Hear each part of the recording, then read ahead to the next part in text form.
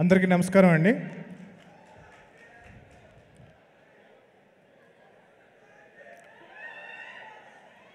ఈ సినిమాకి అందరికన్నా ముందు నిరంజన్ రెడ్డి గారికి, మా ప్రొడ్యూసర్ గారికి థ్యాంక్స్ చెప్పుకోవాలి.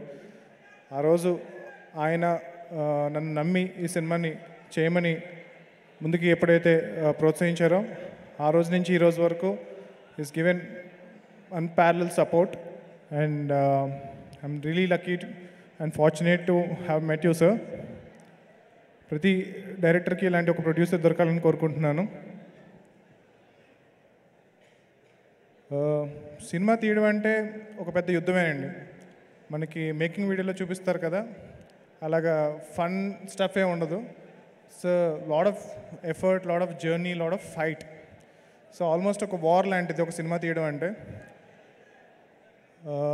తేజ ఎందుకన్నట్టు నేను ఒట్టి చేతులతో ఈ ఫైట్ చేయలేను. సో నాకు కూడా ఒక వెపన్ కావాలి. సో నా ఫైట్కి అంటే నాకు ఆల్మోస్ట్ 12 ఏళ్ళు పట్టింది. మా డాడీకి చెప్పాను, నేను ఏం లేదన్నా, నేను చాలా టాలెంటెడ్, 1 ఇయర్లో డైరెక్టర్ అయిపోతున్నాను. బట్ 12 ఏళ్ళు పట్టింది నాకు డైరెక్టర్ అవ్వడానికి. సో ఈ వార్లో, ఈ ఫైట్లో నాకు మేజర్గా ఒక వెపన్లా నాకు హెల్ప్ చేసిన Teja, thank you so much. So అంటే సినిమా తప్పితే అంటే నేను కూడా ఎక్కువ 24/7 సినిమా గురించి ఆలోచిస్తాను. బట్ నాకన్నా ఎక్కువ అంటే నాకు తెలిసిన నిద్రలో కూడా, కళల్లో కూడా సినిమా తప్పితే వేరేదేమో ఆలోచించాడు తేజ. సో అంత సినిమా పిచ్చి. మా టెక్నీషియన్స్, కాస్ట్ అండ్ క్రూ అందరికీ చాలా చాలా చాలా థ్యాంక్స్. మీ అందరికీ పేరు పేరున ధన్యవాదాలండి. సో మా టెక్నీషియన్స్ అండ్ కాస్ట్ కన్నా వాళ్ళ ఫ్యామిలీస్కి నేను ధన్యవాదాలు చెప్పాలనుకుంటున్నాను.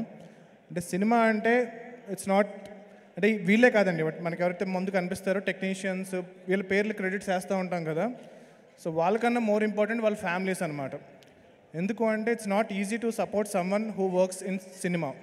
అందరికీ ఒక చిన్న చూపు ఉంటుంది, మీ వాడేంటి సినిమాల్లో ఉన్నాడా అనేది ఒక చిన్న చూపు ఉంటుంది. సో అవన్నీ తట్టుకుంటూ మనల్ని సపోర్ట్ చేస్తూ, ప్రోత్సహిస్తూ మనల్ని ముందుకు తీసుకెళ్ళేది మన ఫ్యామిలీ.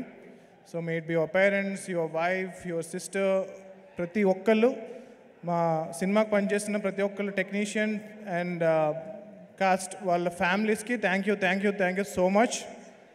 మీ లైఫ్లో మీ ఫ్యామిలీ మెంబర్ మీకన్నా నాతో ఎక్కువ గడిపారు లాస్ట్ 3 years. సో అది అలౌ చేసి నందుకు చాలా చాలా చాలా థ్యాంక్స్. సో నేను చెప్పాను కదండి, సినిమా అనేది ఒక యుద్ధం అని చెప్పి. సో సినిమా అవకాశం దొరకడం ఒక యుద్ధం, అవకాశం వచ్చిన తర్వాత సినిమా తీయడం ఒక యుద్ధం, దాని తర్వాత సినిమా రిలీజ్ చేయడం అనేది అన్నిటికన్నా పెద్ద యుద్ధం. సో సినిమా తీయడం కన్నా సినిమా రిలీజ్ చేయడం అనేది ఇంకా చాలా చాలా కష్టం అనమాట అండి.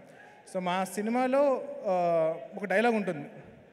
సో మా సినిమా మెయిన్ థీమ్ ఏంటంటే కనుక, హీరో ఒక టైంలో అంటాడు, నేనేం చేయగలను, నేను ఒక్కడనే కదా, ఒక్కడనే నేనేం చేయగలను అంటే అవతల అంత పెద్ద యుద్ధం ఉంది, అంత పెద్ద వార్ ఉంది, నేను ఒక్కడనే కదా అంటాడు.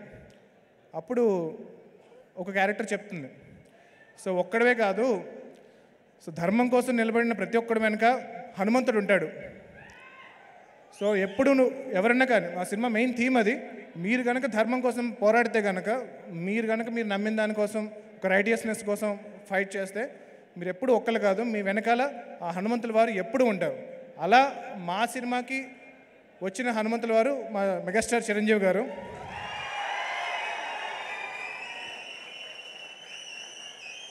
సో తేజకి చిరంజీవి గారితో ఉన్న అనుబంధానికి మా ఫస్ట్ జాంబిరెడ్డికి అడగచ్చు మేము, దానికి ముందు మేము అల్లి ఆయన అవకాశం అడగచ్చు.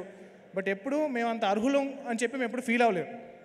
సో ఎప్పుడైతే మేము ఏదో సాధించి అప్పుడు ఆయన ముందుకెళ్ళాలి అని అనుకున్నామో, ఏ రోజైతే మేము హనుమాన్ అనే సినిమా తీసి, ఇంత మంచి సినిమా తీసి దీనికి సపోర్ట్ కావాలి, మనం ఈ వార్లో ఫైట్ చేయాలి అంటే మనకు ఒక అంద కావాలి అని చెప్పి మేము వెళ్ళి చిరంజీవి గారి దగ్గరికి వెళ్ళి కలిసి, సార్ ఇలాగ మాకు సపోర్ట్ కావాలి అని అనగానే ఇమ్మీడియట్గా 2వ సెకండ్ ఆలోచించకుండా మాకు హెల్ప్ చేసిన, మాకు సపోర్ట్గా నిలబడిన మెగాస్టార్ చిరంజీవి గారికి నా లైఫ్ లాంగ్ రుణపడి ఉంటాను సార్.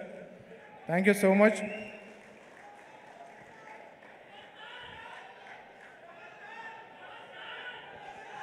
సో చిన్నప్పుడు నేను పాలకొల్లో చిరంజీవి గారి కటౌట్ల మీద పాలాభిషేకాలు చూస్తూ పెరిగాను. సో అలాంటి చిరంజీవి గారి ముందు ఈరోజు స్టేజ్ మీద నిలబడ్డాను.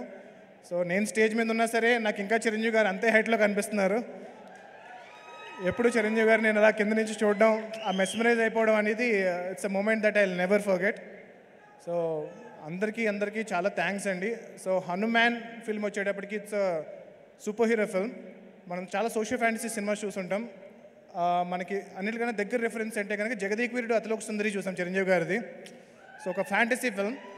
సో శ్రీదేవి గారు లాంటి ఒక ఇంద్రజ అనే ఒక క్యారెక్టర్ ఒక పైనుంచి రావడం, తనతో చిరంజీవి గారి క్యారెక్టర్ ఇంటరాక్ట్ అవ్వడం, పవర్స్ రావడం, రింగ్. సో చిన్నప్పుడు చాలా చాలా పెద్ద బ్లాక్ బస్టర్ అయిన సినిమా అది. సో అలాంటి సినిమాలు వచ్చి చాలా రోజులు అయిపోయింది. సో ఇది కూడా నేను కొంచెం కూల్ ఉండడానికి కోసం సూపర్ హీరో ఫిల్మ్ అని పెట్టాను, కానీ ఇది proper Telugu socio fantasy film. So ఈ సంక్రాంతికి మీరు మీ పిల్లల దగ్గర నుంచి మీ పెద్దల వరకు అందరినీ హ్యాపీగా తీసుకుని వెళ్ళి ఎంటర్టైన్ అయ్యే సినిమా ఈ హనుమాన్. సో ఇది హనుమంతుల వారి సినిమా కాదండి, హనుమంతుల వారి కథ కాదు. సో చాలా క్లియర్గా చెప్తున్నాను. ఒక నార్మల్ మీలాంటి నాలాంటి అంటే చిరంజీవి గారు లాంటి కాదు, చిరంజీవి గారు చాలా మహానుభావుడు.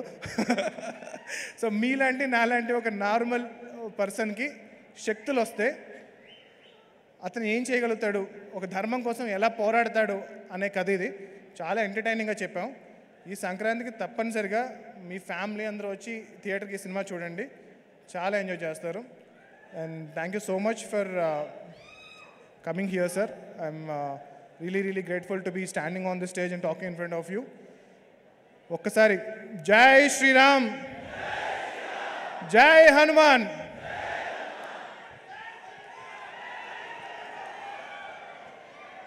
యతో ధర్మస్తతో హనుమ, యతో హనుమ తతో జయ. అండ్ ప్రశాంత్ వర్మ గారిని